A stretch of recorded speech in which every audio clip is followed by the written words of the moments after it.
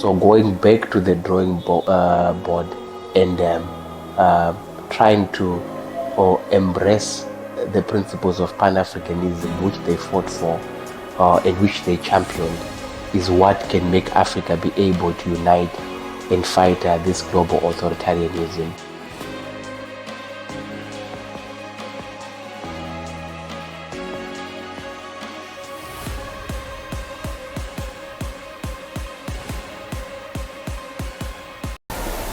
Hey everyone, welcome to another episode of Pathways to Peace, where we talk all things reconciliation and justice. And today we have a very special guest, Nyasha Mpani, the project leader for Data for Governance Alliance, joining us for our Freedom Day special. Nyasha, how are you? Good. How are you doing? I'm good. Thank you for gracing us with your presence. Thank you so much. It's a pleasure to be on your podcast. Yes. So let's get into it. What does Freedom Day mean to you? I think Freedom Day, to me, it means remembering those who sacrificed their life, their careers, their families, to fight for the freedom and for the rights that we enjoy currently.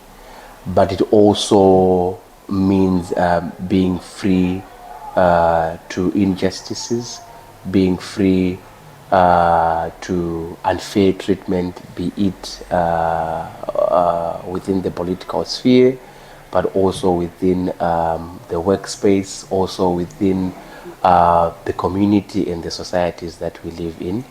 It also means having access to opportunities, especially for the youth. Freedom also means access to quality and affordable social services. So it means a lot if I'm to try and conceptualize what freedom means.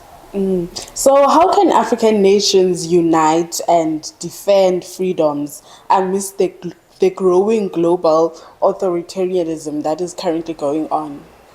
I think it's important that African nations go back to the basics in terms of what our founding fathers and founding mothers were championing. That is going back to the drawing book of Pan-Africanism.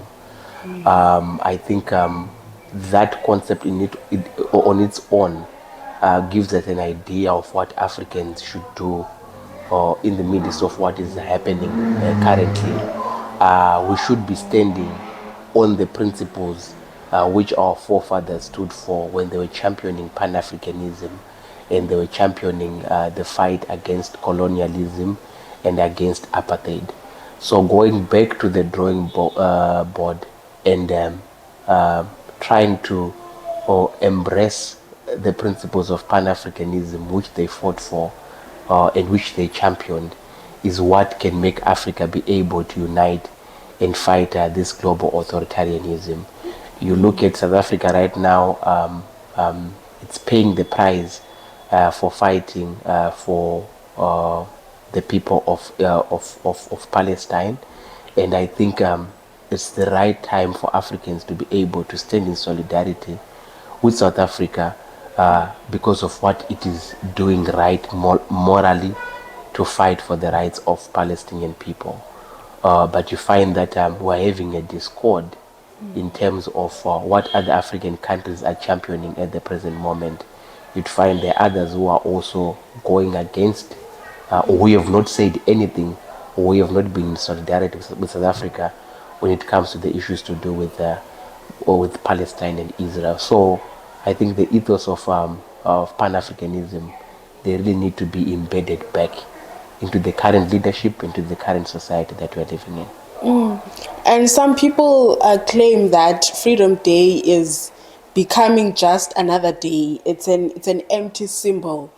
Is it still that? Do you share those sentiment? If so, like, can it spark real change within us? I think I understand where they're coming from because, as I said earlier on when I was trying to define what Freedom Day means I think there is the political aspect where we look at freedom using the political lenses, but we also need to look at the immediate politics that happens within a person's household.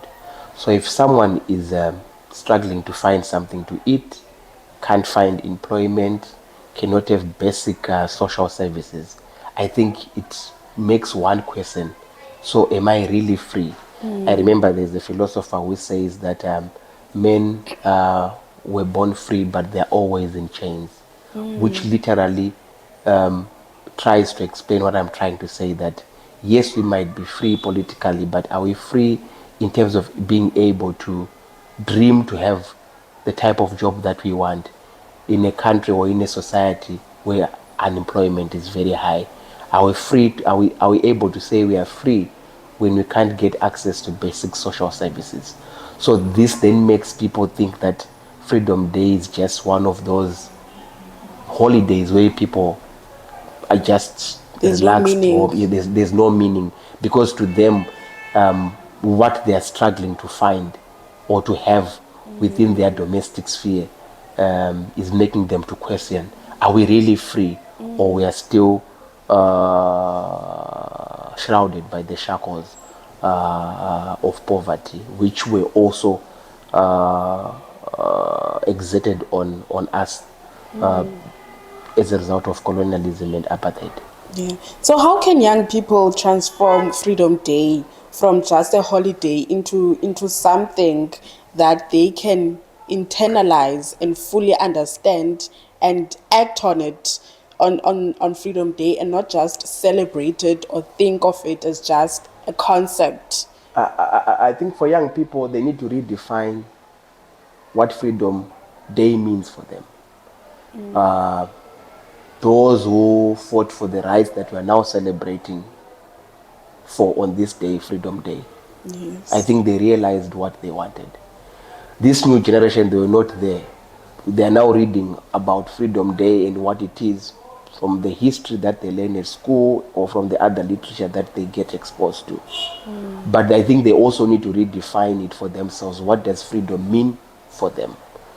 Obviously, for young people, there are so many pressing problems for them, such as unemployment, such as issues to do with a poor management of the economy, lack of basic services. So if they want Freedom Day to mean something to them, to mean something for them, they now need to redefine what Freedom Day means for them, and they start to champion for the realization of all these things that are quite pertinent for them. And I think it starts to have a meaning, because they are now trying to chart their own path to their own freedom, to get what they want from the current challenges which the economy and the political pressures is exerting on them. I love what you just said, that young people need to redefine what Freedom Day means to them. Thank you so much, Nyasha, for joining us. Thank you so much, and happy Freedom Day to you all. Happy Freedom Day, South Africa.